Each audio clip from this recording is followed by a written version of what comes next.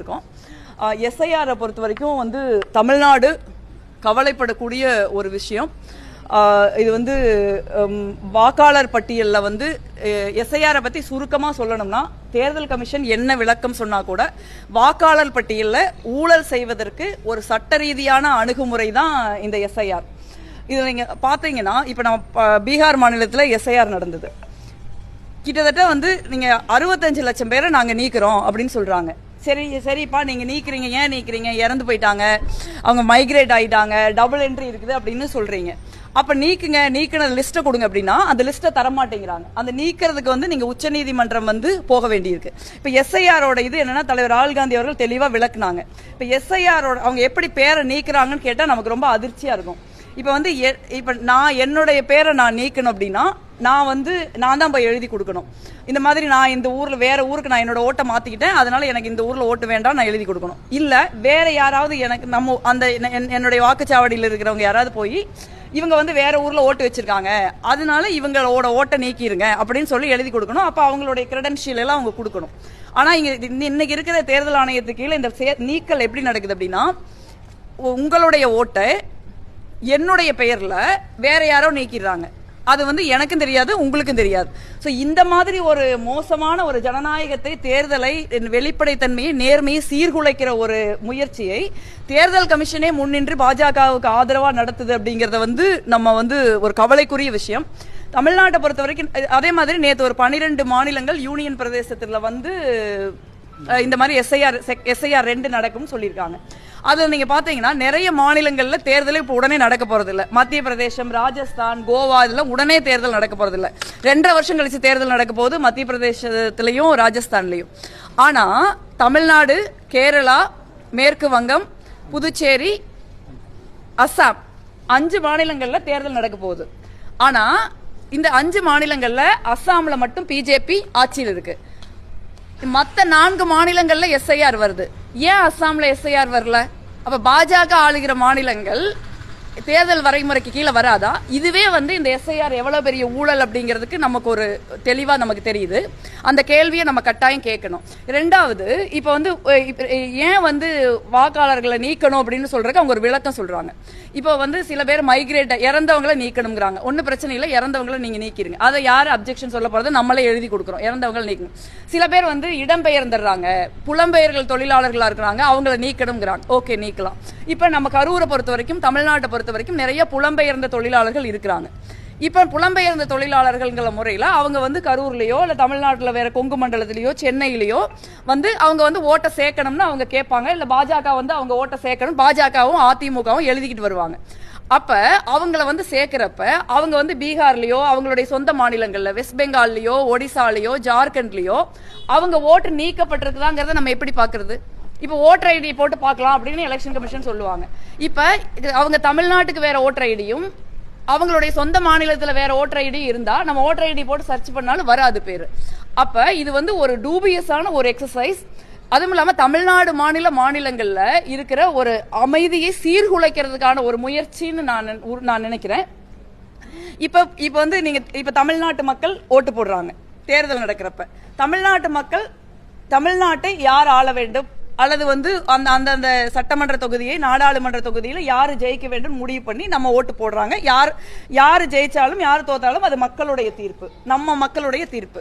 ஆனா நீங்க வந்து இந்த மாதிரி நார்த் இந்தியாவிலையும் இல்ல வேற நார்த் இந்தியாவிலையோ வெஸ்டர்ன் இந்தியாவிலையோ இல்ல வேற ஏதாவது தமிழ்நாடுக்கு வெளியில் இருக்கிற பகுதிகளிலயோ ஒருத்தருக்கு வாக்கு இருக்கிறப்ப அவங்க இங்கேயும் வாக்கு சேர்த்து ஓட்டு போட்டு இந்த தமிழ்நாட்டினுடைய தேர்தல் முறையை, தேர்தல் அணுகுமுறையை அவங்க மாத்தினாங்க அப்படின்னா அது வந்து தமிழ்நாட்டு மக்களுக்கு செய்யப்படுகிற ஒரு பெரிய துரோகம் இல்லையா? இப்ப பீகார்ல இருக்கிறவங்க பீகார்ல போய் ஓட்டு போடட்டும், வெஸ்ட் பெங்கால் இருக்கிறவங்க வெஸ்ட் பெங்கால்ல போய் ஓட்டு போடட்டும், ஒடிசால இருக்கிறவங்க ஒடிசால போய் ஓட்டு போடும், ஒன்னும் பிரச்சனை கிடையாது.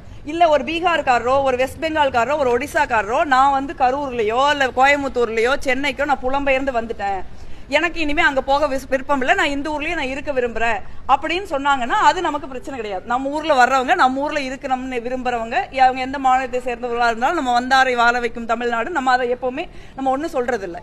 இப்ப அது வந்து பிரச்சனை கிடையாது. ஆனால் அவர்களுக்கு வேறு மாநிலங்களையும் ஓட்டு இருக்கும், அவர்கள் தமிழ்நாட்டிலும் வாக்கு வைத்துக் கொள்வார்கள். இதை வந்து நம்ம கண்டுபிடிக்க முடியாது. இதை கண்டுபிடிக்க வேண்டிய வேலையை செய்கிற தேர்தல் கமிஷன் இதை கண்டுபிடிக்காது. சோ இப்ப இங்க இருக்கிற தேர்தல் அப்படிங்கிறது ஒரு நடைமுறையே வந்து கேலி கூத்தாயிருச்சு. நம்ம பார்த்தோம் ராகுல் காந்தி அவர்கள் தெளிவா வந்து ஒரு பாமர மக்களுக்கும் புரியக்கூடிய அளவுல அவங்க வந்து ஒரு எக்ஸ்பிளைன் பண்ணாங்க. என்ன எக்ஸ்பிளைன் பண்ணாங்கன்னு நீங்க பாத்தீங்க அப்படின்னா, நீங்க வந்து ஒரு வாக்காளர் பட்டியல்ல ஓட்டர் லிஸ்ட் எடுத்தீங்கன்னா ஒரு வீட்டுல 3 பேர் இருப்பாங்க, 4 பேர் இருப்பாங்க, 10 பேர் இருப்பாங்க, 15 பேர் இருப்பாங்க.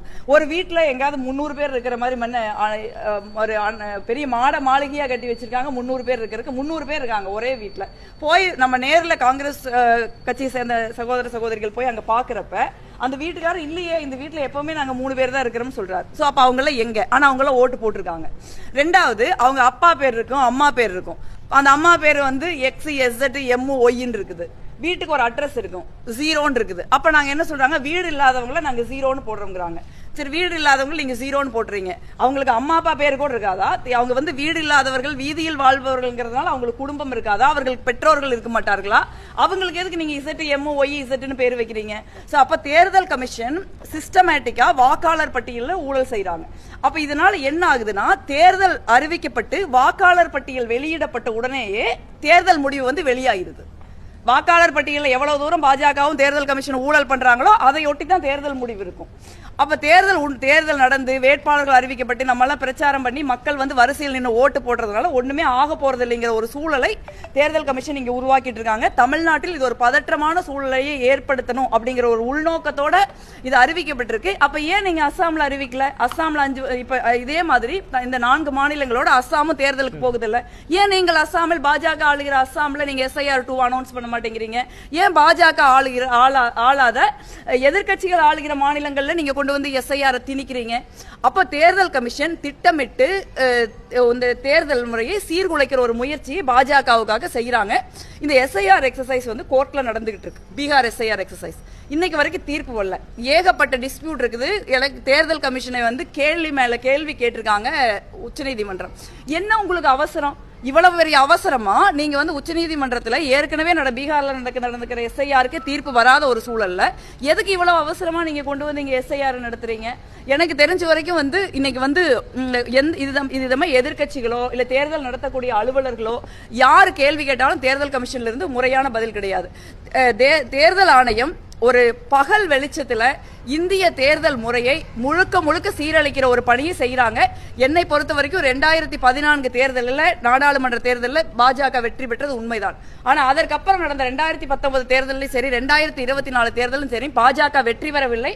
அவர்கள் இந்திய தேர்தல் ஆணையத்தினுடைய உதவியோடு தேர்தலில் வந்து ஒரு ஃப்ராடு பண்ணி ஓட்டர் லிஸ்ட்ல ஒரு மிகப்பெரிய ஒரு தாக்குதலை நிகழ்த்தி தான் இந்த வெற்றியை பெற்றிருக்காங்க. தமிழ்நாட்டில் வந்து நம்ம ரொம்ப விழிப்போடு இருக்கணும். இது வந்து தமிழ்நாட்டில் வெறும் வாக்காளர் பட்டியல் தேர்தலோடு முடிகிற விஷயம் மாதிரி எனக்கு தோணல. அதையும் தாண்டி சமூகத்தில் ஒரு பதற்றத்தை ஏற்படுத்துறதுக்கு பாஜக முயற்சி செய்யற மாதிரி எனக்கு இருக்கு. நீங்க அஸ்ஸாம்ல SIR பண்ண மாட்டீங்க அப்படின்னா ஏன் தமிழ்நாட்டில் பண்றீங்க? ஏன் வெஸ்ட் பெங்கால்ல பண்றீங்க? ஏன் கேரளால பண்றீங்க? ஏன் புதுச்சேரியில பண்றீங்க? அப்ப அங்கேயும் பண்ணாதீங்க. அஸ்ஸாம்ல என்னைக்கு பண்றீங்களோ அன்னைக்கு பண்ணுங்க. இங்க எங்களுக்கு ஒன்றும் தேவையில்லை SIR. நாங்க யாரும் SIR வேணும்னு கேட்கலையே.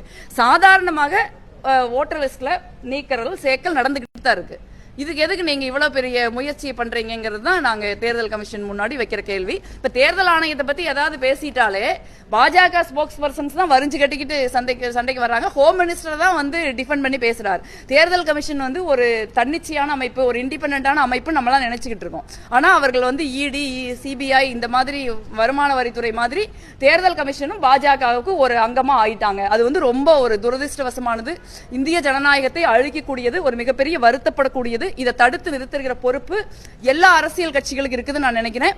அதிமுக வந்து இதை வந்து இதுக்காகவே காத்திருந்த மாதிரி அறிவிப்பு வந்ததோ வரலையோ இதை ஆதரிக்கிறாங்க. இது வந்து ஒரு தமிழ்நாட்டினுடைய ஒரு டெமோகிராபியை, தமிழ்நாட்டினுடைய ஒரு மக்கள் தொகையை, கலாச்சாரத்தை, நம்மளுடைய எதிர்காலத்தை மாற்றக்கூடிய ஒரு விஷயம்.